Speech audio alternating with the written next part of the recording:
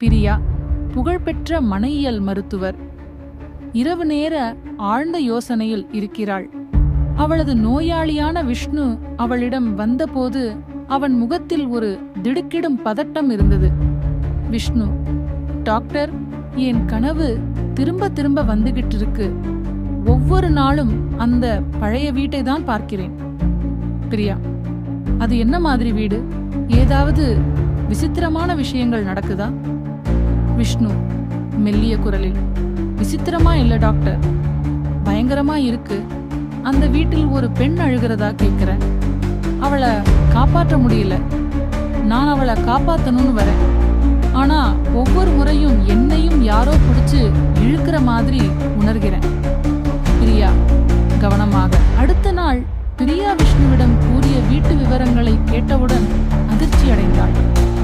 அது அவள் குழந்தை பருவத்தில் இருந்தபோது பாட்டியுடன் சென்ற ஒரு பழைய வீடு.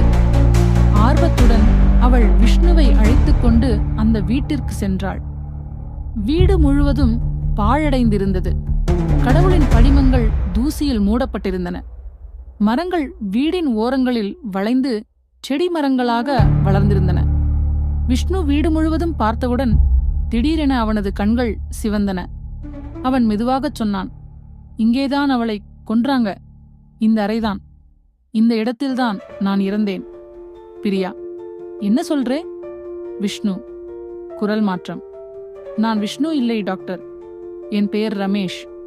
நீங்க என்கிட்ட சத்தியம் பண்ணினீங்க என்ன உயிரோட வச்சுக்கணும் என்று. பிரியா அதிர்ந்து போனாள். திடீரென அவளுக்கு சில பழைய நினைவுகள் அடித்து பாய்ந்தன. அவள் பாட்டி வீட்டில் ஒரு பழைய புகைப்படம் இருந்தது. அதில் அவள் பாட்டி மற்றும் இன்னொருவர் இருந்தார். அதே முகம், விஷ்ணுவின் முகம். பிரியா உடல் நடுங்கியது. இது எப்படி இருக்க முடியும்? விஷ்ணு: இல்ல, ரமேஷ். அவளிடம் மெதுவாக திரும்பி: நீங்க என்ன காப்பாத்தல. இப்போ நான் திரும்பி வந்திருக்கேன். அடுத்த நொடியில் வீட்டின் கதவு தானாக மூடிக்கொண்டது. இப்போது என்ன நடக்கும்? விஷ்ணு உண்மையிலேயே மறுபிறவியா? அவனின் கனவுகளுக்கு பின்னால் இருக்கிற உண்மை என்ன? பிரியா இந்த மாயாவிய திருப்பத்திலிருந்து எப்படி தப்பிக்கப் போகிறாள்?